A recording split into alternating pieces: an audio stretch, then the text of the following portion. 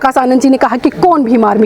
Army, हम ऐसे छोटे। देखिए वहां तक समझ में आ रहा था, क्योंकि कहीं ना कहीं मैंने भी उनकी जो स्टेटमेंट थी उसका एनालाइजेशन किया, वो यहाँ तक कहते तो भी समझ में आता, लेकिन जो छोटे मोटे लोग हैं ये शब्द बोला, ये कहीं ना कहीं मुझे भी थोड़ा सा फील हुआ कि क्योंकि आकाश आनंद एक राष्ट्रीय कोऑर्डिनेटर आज एक बहुजन समाज पार्टी की जो कि राष्ट्रीय पार्टी है, उसके इतने बड़े पद पर होते हुए उनको इस तरह की स्टेटमेंट शायद नहीं देनी चाहिए। क्या वाकई में आकाश आनंद भीम आर्मी को नहीं जानते? देखिए जिस तरह से आकाश आनंद जी ने जवाब दिया,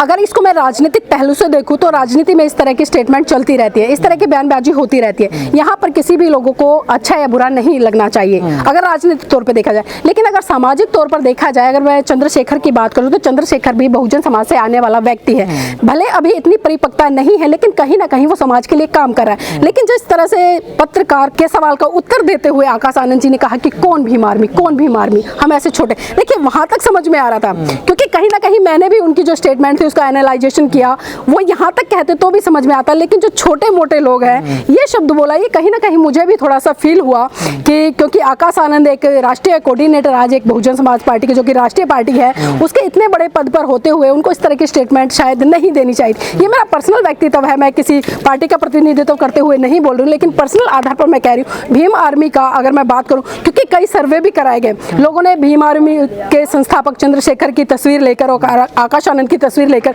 जब क्षेत्र में उतरे, उन्होंने सर्वे किया, बहुत सारे लोगों ने कहा कि हाँ हम चंद्रशेखर को जानते हैं, बच्चे तक ने कहा कि हम चंद्रशेखर को जानते हैं। लेकिन जब आकाश आनंद के लिए पूछा गया तो बहुत कम लोग ऐसे निकल कर आए, क्योंकि उसका कारण है, जो लोग मना कर रहे कि हम इनको नहीं जानते आकाश आनंद जी को, उसका कारण ये रहा है क्योंकि पिछले 10-12 सालों से जिस तरह से आकाश आनंद जी धरातल पर काम करे, क्योंकि वो मीडिया की हाईलाइट में नहीं है, मीडिया की पहुंच से दूर है, लेकिन हम देखे वहीं दूसरी तरफ चंद्रशेखर को, तो चंद्रशेखर छोटी छोटी जो बात भी करते हैं वो मेन मीडिया पर हाईलाइट होती है, और उनका एक अपना मतलब जो बहुजन समाज के युवा हैं उन्होंने सोशल मीडिया पर एक बहुत अच्छा प्लेटफॉर्म तैयार किया गया, छोटी से छोटी बात को चंद्रशेखर की को बड़ा चढ़ाकर और पूरे अच्छे तरीके से प्रचारित करता है। लेकिन वहीं जो आकाश आनंद वो मीडिया से दूर रहते हैं, और उसी का कारण है कि लोग उन्हें ज्यादा पहचान नहीं पाए। तो मेरा मानना यह है कि इस स्टेटमेंट को लेकर जो दोनों आपस में बसपा वाले और भीम आर्मी वाले एक दूसरे पर आरोप प्रत्यारोप लगा रहे हैं, और जो ये वाक युद्ध छिड़ा हुआ है, इस युद्ध को बंद कर देना चाहिए, क्योंकि दोनों ही समाज के हैं। बयान आकाश आनंद ने दिया है, उनकी आलोचना बहुत ज्यादा हो रही है सोशल मीडिया। देखिए आलोचना होना स्वाभाविक है,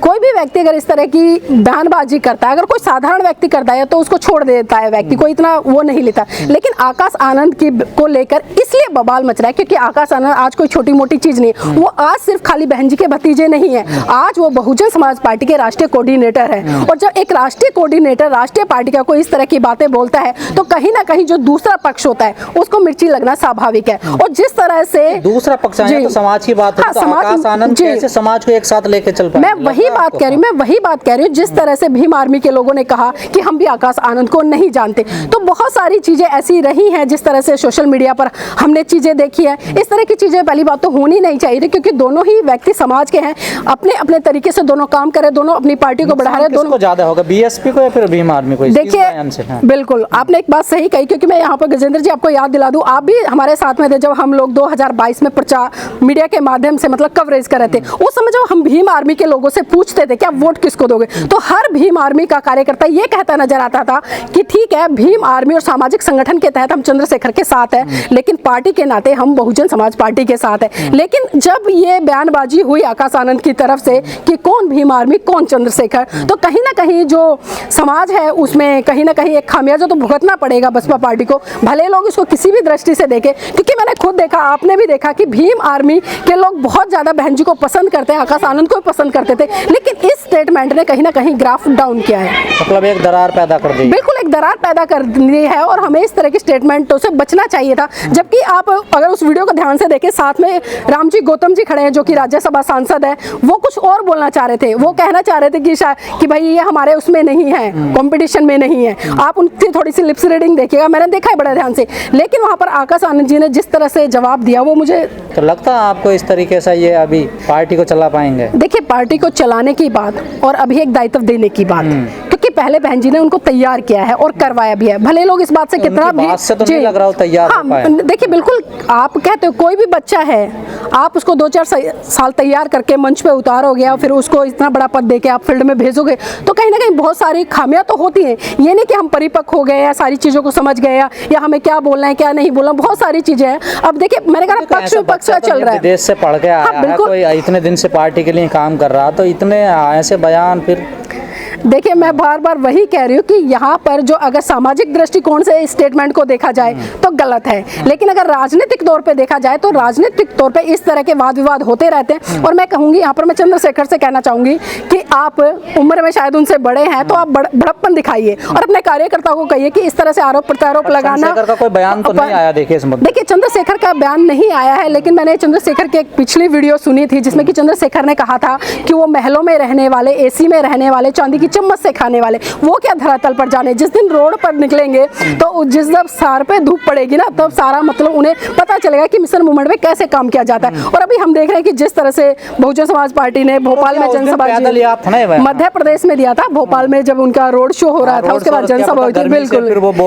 देखिए ऐसा नहीं है, ये तो मीडिया है, मीडिया कुछ भी कहेगी, सवाल करने वाले कुछ भी कहेंगे, विपक्ष कुछ भी कहेगा, लेकिन ऐसा नहीं है। मैंने कहा ना, एक राजनीतिक स्टेटमेंट है और राजनीतिक स्टेटमेंट को राजनीति की तरह से देखना चाहिए। अगर मैं उदाहरण के तौर पर बात करूं, राहुल गांधी कोई छोटा मोटा नाम नहीं है, काफी हाईलाइट नाम है। राहुल गांधी को भी लेकर जिस तरह से भारतीय जनता पार्टी ने लगातार निशाना साधा और उनको एक ऐसा नाम दिया कि बच्चा उन्हें राहुल गांधी के नाम से नहीं बल्कि पप्पू के नाम से जानने लगा। लेकिन राहुल गांधी ने अपनी परिपक्वता का परिचय दिखाया और आने वाले अभी वर्तमान में जिस तरह से आप सबने देखा कि आज बहुत सारे लोग हैं जो राहुल गांधी की प्रशंसा कर रहे हैं, खासकर अन्य लोग भी प्रशंसा कर रहे हैं, तो हमें भूलना नहीं चाहिए, हमें संयम रखना चाहिए। यहाँ पर चंद्रशेखर जी को भी संयम रखना चाहिए और आकाश आनंद जी को भी संयम रखना चाहिए, क्योंकि हम सभी एक ही समाज से आने वाले लोग हैं। कैसे पार होगी? देखिए बीएसपी की नैया जैसे पार होगी वो साहब मान्यवर काशीराम जी ने अच्छे तरीके से बता दिया है, लेकिन आज जरूरत है उसी आइडियोलॉजी, उसी सिद्धांत, उसी विचारधारा पे काम करने की, क्योंकि जब तक हम उनका जो सिद्धांत था, ठीक है ना, बहुजन 85 वो तो फेल हो गया ना। देखिए वो कहाँ सफल हो रहा है? देखिए अभी फेल तो नहीं हुआ, खैर हम ये नहीं कह सकते,